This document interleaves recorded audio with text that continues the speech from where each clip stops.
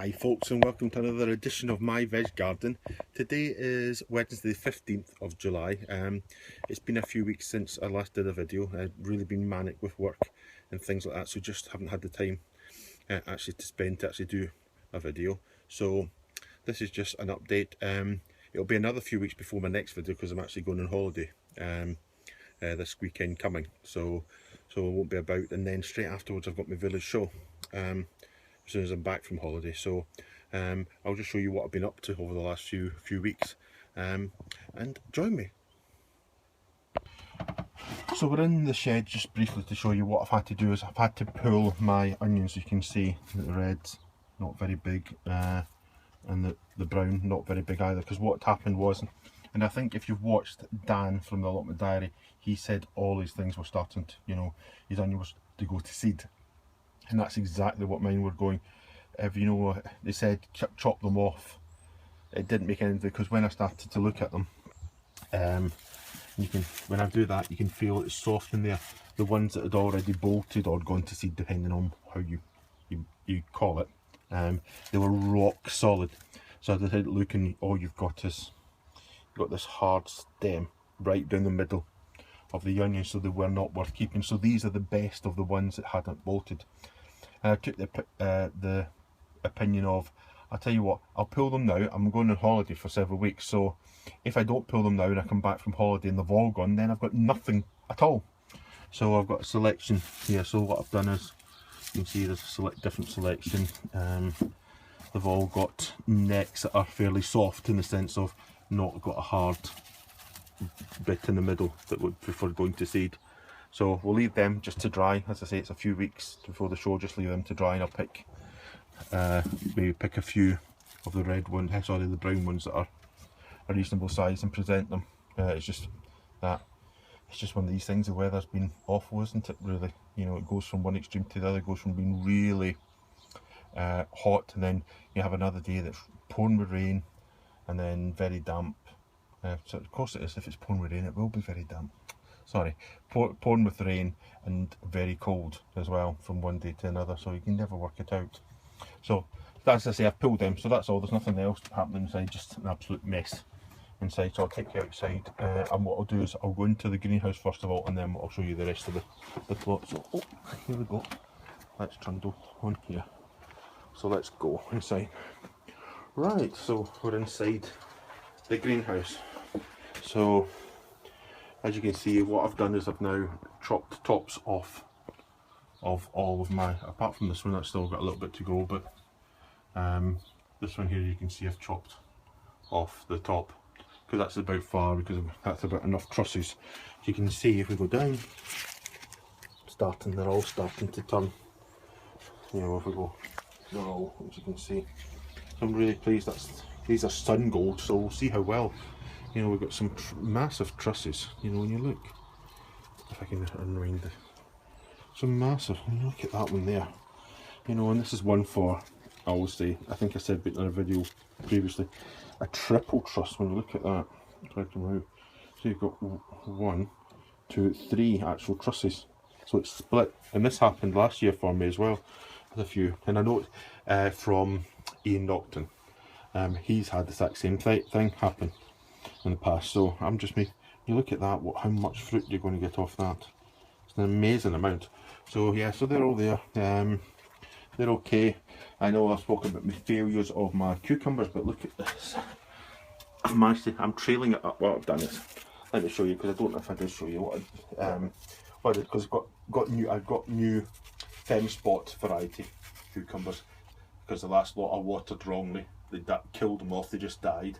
So I started them again, and what I've done in here is I'd looked at Ian Nocton again. Ian, as you probably know, I'm a fan of stealing your ideas, and I've done it again.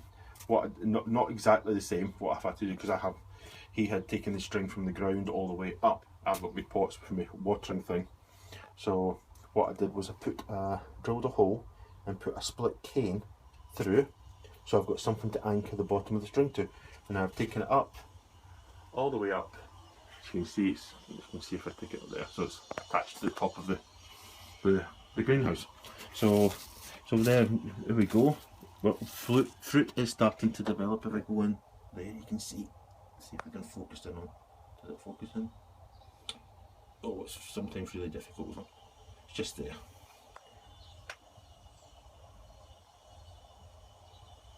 Yeah, it's focusing, sorry. Folks, it's probably focusing on it. But there's a fruit there, another one just there, starting to develop. So they are starting to develop fruit. So hopefully by the time I get back from holiday, there'll be some there ready to harvest. So really pleased about that. As I say, what I'm doing, I'm trailing it up the string. So really happy with that. My basil, it's just love touching basil and just smell it. It's got such a lovely smell to it. So my basil, I've got 3 pots of basil, and when I get back from holiday I'll probably plant some more. This was a shop bought rosemary, because I like rosemary and garlic with lamb. So I've just, since it was a plant, I've just left it in the pot and just let it grow and see if we can get some more. Right, I don't know if that's the right thing to be doing or not. Okay, right, some more tomatoes are in here. These, what had happened was I hadn't noticed a side shoot had come out, and these were about 2 foot long when I actually found them. So what I did was snap them off, as you normally do, to bin them. But I decided, I'll tell you what, we'll just take it and we'll plant it, because we might get another lot of tomatoes from this a lot further on in the season. So that's what I've done, just leave it like that. They seem happy.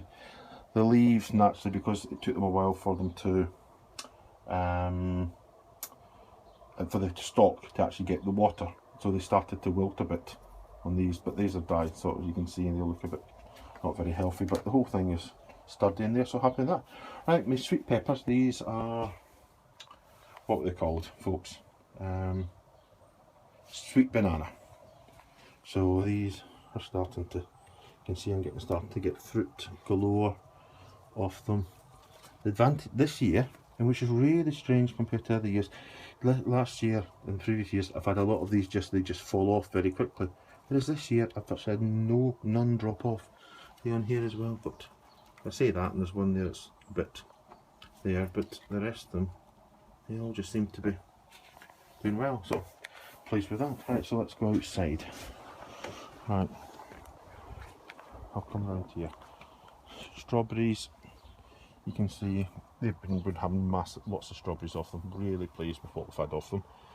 What we're now finding is lots of runners are starting to appear. So the idea will be, I've already started doing it. Started to pot them up. See, start to pot them up into little pots, and then I'll snip that. So you have this scenario happen sometimes. I've had it happen before.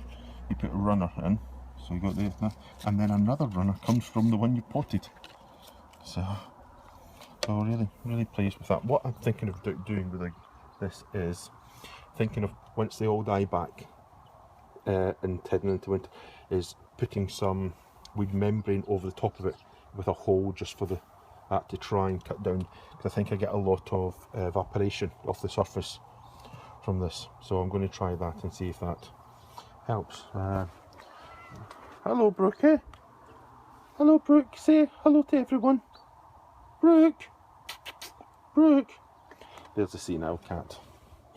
Alright, tomatoes. There's a few sun gold here, as you can see, trundling along. They're not turning ripe yet, so they're okay. Just leaving them trundle along there. And I've got. I don't know if that's a sun gold or not. No, I think they're a different variety there. So we've got, these can really bushes, you can see. So we've got different ones. So 2 different varieties there. So we're leaving them. And what you'll see is I've got my irrigation system set for here as well.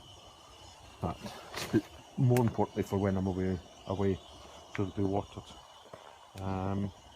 I'd bought, I don't know if you remember, that's that, yeah. I don't know if you remember, I'd bought some extra courgette plants, because out of the ones I grew, only one made it to actually be potted on. So I bought some more, and there was 3. You'll see the other one in a minute. So what I did, because I ran out of space, I just planted them in here. I've got one there and one there, and I've got some lettuce planted next to it. Yeah. So I might just, I've got some slug pellets in there to try and stop anything having a really good eat at them. So I don't know what's been having a little, so if anyone knows what that is there, it's having a little low there.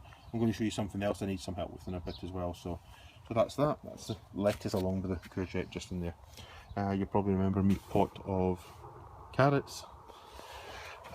What you'll notice is that one of them looks as if it's, I presume, when you compare it to the other ones, and then you look at that one, it's just as if, oh sorry, if I do it properly, it looks as if it's going to seed or something here, as if it's reaching for the skies. So I'm leaving them home. Hopefully I'll get a good amount out of them. Blueberries. Right. The blueberries are starting to turn. Look, I can't believe that. That's the new one, you know, and it's, I think it's helped with what's happened is it's pollinated the other one as well, because we've got a whole load of ones on there. So not many at the moment, but it's a fairly small bush at the moment, so we'll just leave it. Might need to get bigger pots for them, I don't know. They're okay. Right, this is my parsnips in this bed here. Let me just very quick. You can see they're really going for it. You know, with lots of grass about. I don't know how good. So you can just see. See, I've got parsnips. So got that. The carrots, bed of carrots, they're doing okay. Just leave them. This is generally how I do them. I just leave them, have a big mass. They'll grow and we'll pull out clumps as and when needed. So that's okay. As you know, that's the bed that had the onions in it, and that's the bed that had the red onions in it. These are my shallots, the banana shallots.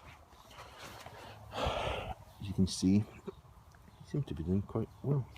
And you might say, oh, what have you done? What I decided, because of the nature of the way the garden is, and the trees at the back and the wall, they generally these want to go that way, and that's the way they were leaning. So more that way, sorry, more that, leaning over to the side. So what I've done is I've decided to put little split canes and these support to try and get them to keep going upright, so that it doesn't become just a mass of green onion sort of shallot leaves all lying over. Greater chance of rotting when they just sort of all flop over like that. So I haven't, so that's what I've done. It was a bit of a faff doing it, but the thing is I actually might do this, might get more of these and actually do this for my onions next year, because I probably planted a bit too close. These are, what are they? They're 90 a square foot. Yeah, 90 a square foot these are. So I might do that. Because my thing says about them doing them 12 to a square foot. No, 12 to a square foot? 16. I think I actually might bump it down to 9 and that with the onions and see how well things go. So that's that. This is the Swede bed. It's just looks like an absolute mass of leaves, but it's really difficult to see because of the mass. They seem to be bulbing, so we'll just leave them as is. Garlic, still leaving them. They don't look as if they're ready yet. Oops, sorry, I'm tripping over there. Don't look as if they're ready to be pulled. You know, the bulbs don't seem to have bulbed up massively at the moment, so I'm just leaving them and see what happens with them. The peas are really doing well. So you can see they're all starting to thicken up as peas. So big pods, so happy with that. I'll show you my giant onions in a second. Here is that's my mange 2, and in there also for protection is my beetroot. So the same sort of thing as I showed you in the other. I think has happened here. This looks like it's created a seed head for the onion. Because when you look at the size of the stalk and then you look a little bit down and see how thin the carrot is. But I'm just going to leave them. I'm going on holiday, as I've said, so I'm just going to leave them. That one there looks okay.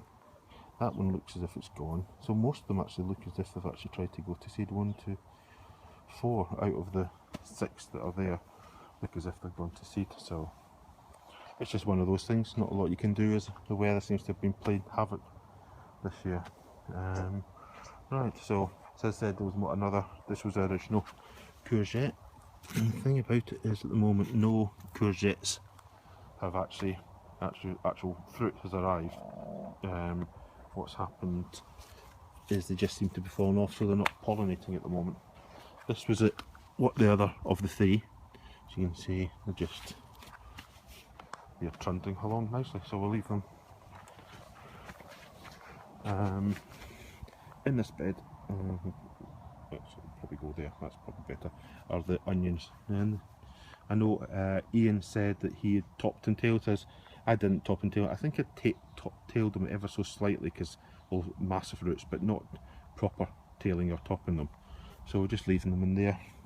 You know, we're only heading into the middle of July, so we'll leave them to grow. Still got all of the rest of the summer and into autumn to grow. So we'll leave them and see what we get. Potatoes. As you can see, it's just an absolute mass of them. And I'm unsure what's actually happened to my leaves. I don't think it's blight, because it just seems to be the tip. You know, generally you get it all over, you get spots and everything like that, but you know, I had spoke to my wife and we were wondering whether it was actually scorching that happened to the edge of them. You know, because it's not everything. You know, I normally thought if it had been blight, it's been here for several weeks. I would have thought it would have been absolutely decimated by now. Let me look at some other ones so I can show you. You know, you see, yeah, you've got that.